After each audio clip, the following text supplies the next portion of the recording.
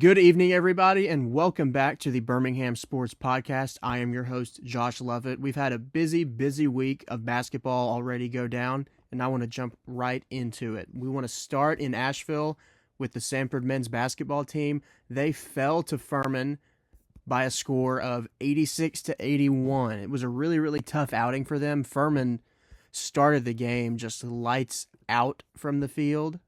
And it ended up just being a lot for the Bulldogs to overcome. Jaden Booth, he poured in 34 points in this game, but there was a point in the game where he tweaked his ankle. I want to say that was midway through the second half, right when Furman was able to take the lead back. And after that happened, Samford was never able to regain the lead. They got it within one with about 7 minutes to go, but they still weren't able to get it any closer than that. Just a really tough way to go out for a pretty solid basketball team, especially to your rival. These guys put you out last year. I know House for Furman, he had 20 points in this game. He hadn't done that really all year.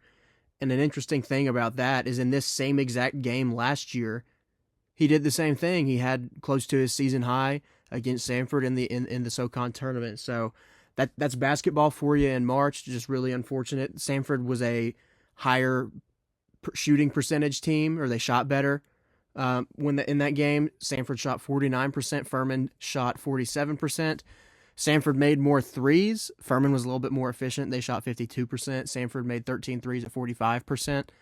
So just very unfortunate.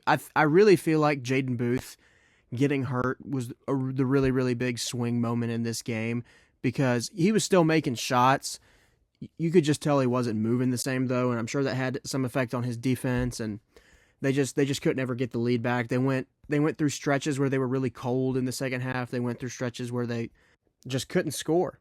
I mean, that's all it was. They had multiple times they would go several minutes in the second half without scoring, and that's what ultimately did them in. But I do want to mention and shout out the Samford women's basketball team.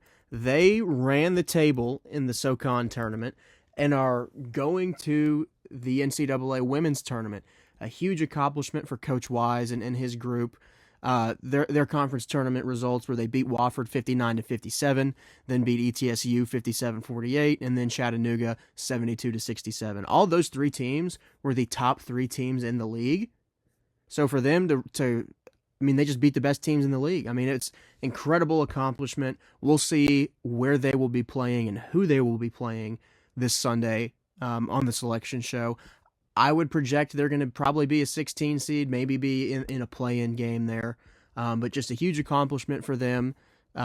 Just a way for them to see their hard work pay off, and they'd really been playing some good basketball over the last month and a half-ish of the season. So we're stoked for them, and like I said, we'll see where they end up and who they're playing on Sunday night.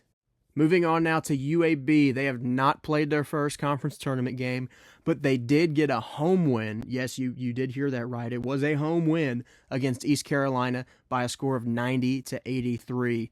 Pretty well-rounded game for these guys. Leading scorer on the night was Daniel Rivera. He had 22 points on 9 of 10 shooting. Chance Westry also did his thing. Got him 22, 11 assists, 4 rebounds. Jacob Meyer had 18 points, pretty good shooting day for him. As a team, UAB shot 55%, which is much improved, like we've talked about on this show. 3-point shooting, not where you want it to be quite yet.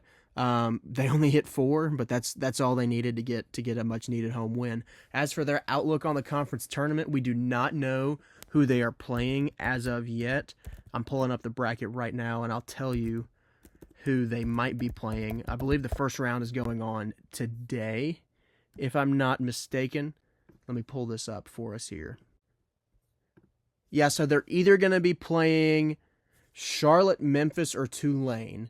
It'll be one of those three teams, depending on who makes it out in that little pot of the bracket. And if UAB is able to win their first game, they will then go play top-seeded South Florida in the semifinals. That's going to be a really tough game for them. I really like South Florida as a potential Cinderella upset team. They shoot the ball incredibly well, and they've got great size to be able to match up with some of these power conference teams. I'm looking for a score to see if this Tulane-Memphis game has happened yet. So Tulane did defeat Memphis 81-69. So tomorrow it's going to be Charlotte and Tulane. The winner of that will play UAB. But like we talked about on one of the shows last week, UAB's kind of got some momentum finally rolling. They're shooting the ball a little bit better. This is also the 6th straight 20-win season for UAB and Coach Andy Kennedy. Coach Kennedy has the second most 20-plus win seasons behind Gene Bartow, who had 11. So really, really good accomplishment for those guys, especially with some of the injuries and struggles that they've had shooting the ball this season. For them to be able to grind through that and get yet another 20-win season, huge accomplishment. We'll see what noise they can make in the American Conference Tournament. Their first game will tip off at 12 p.m. Central Time on Friday. And before we get out of here tonight, I want to touch on a couple things. One, with the Stallions, they are in UFL training camp in Arlington as we speak. We have some player interviews that are going to be dropping this week on the channel, so be on the lookout for those, and when they drop, check them out. I also want to talk about the chili cook-off that happened in Liberty Park. 22nd annual chili cook-off drew some massive crowds at the Urban Center in its first year since moving from the Brookwood Mall parking lot. It was a great turnout and absolutely worth checking out. The weather held off, which made for a perfect day to be outside. Events like this really show how much people enjoy just getting together and enjoying each other's presence at local festivals. And honestly, we need some more events like this around town. I'd love to see Edgewood kind of shut down for some more festivals more often.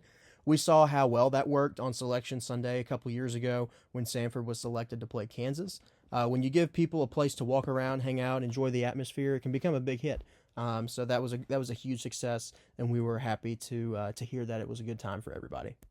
But that is all that we have for you guys tonight. We want to thank you guys for listening and watching, and remind you, get out to an American Conference Tournament game this week, as it is at Legacy Arena in downtown Birmingham.